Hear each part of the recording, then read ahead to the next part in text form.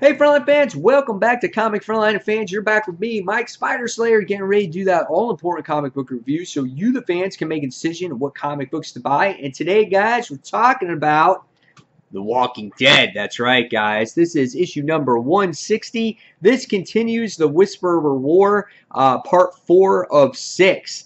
Cool cover as you get to see Carl and Lydia on the cover. And, things are really starting to heat up in this series, no pun intended, and you'll see what I'm talking about when I recap this book. So just to let the viewers know out there, there are spoilers in this recap/review, so if you haven't read your copy yet, please read your copy and keep the discussion by leaving your comments below.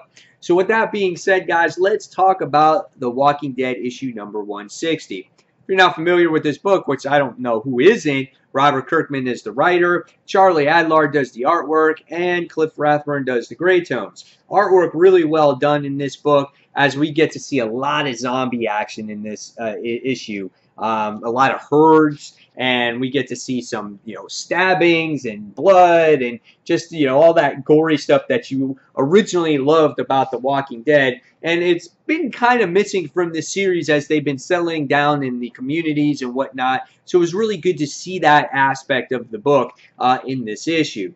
So how does the story continue based off of the last part? Well, we wind up seeing Negan beating down Beta at the end of the last issue. Lucille breaks and he's all distraught, and so there's no more Lucille. And then we see Dwight and Michonne try to take out whatever Whisperers are left within this zombie herd. And so throughout the beginning of the issue, you wind up seeing them do that. And it was really clever of them to disguise themselves in the Whisperer's flesh. I thought that was really neat. And then you think, okay, well, they got the handle on the battle, right? Well, not quite. In the issue, you wind up seeing Beta wind up coming back. He was knocked out for like 5 hours. You thought he was killed, but he's not.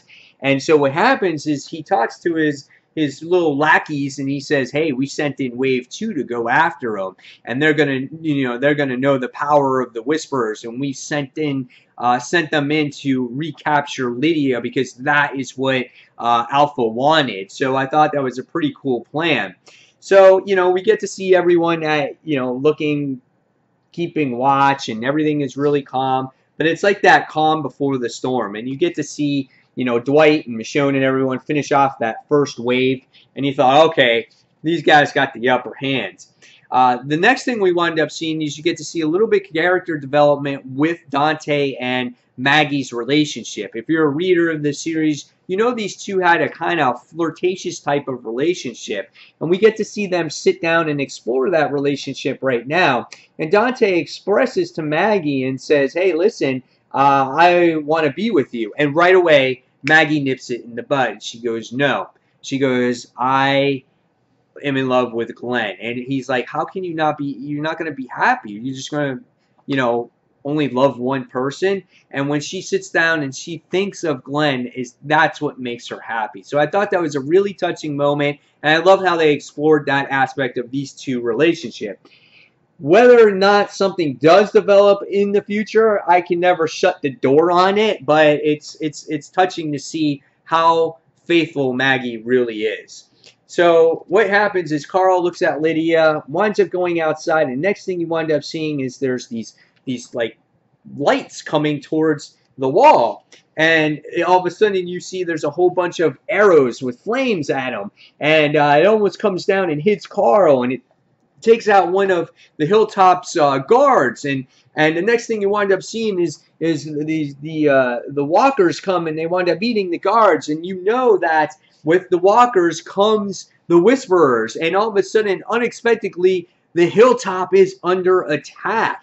And we wind up seeing them trying to hold their ground, and Maggie goes into the burning house that you see is flaming up, and is going to try to rescue Sophia and baby Herschel.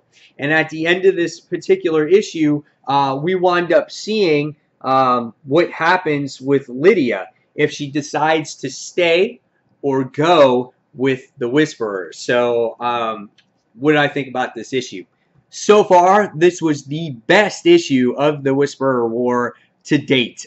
This was great. It had a nice balance of story, had character development in here, and it had a great cliffhanger and nice action. This was, again, the best issue of the Whisperer War to date, and I can't wait to see the outcome of this whole thing. Who lives, who dies, what's even going to happen with the whole Savior community with the Hilltop, because, or in Alexandria, because basically they're not teaming up with them to go against the Whisperers. They're kind of doing their own thing. So yeah, there's a lot of things up in the air here. And what's going to happen with Negan? Is he going to be depressed because he lost Lucille again?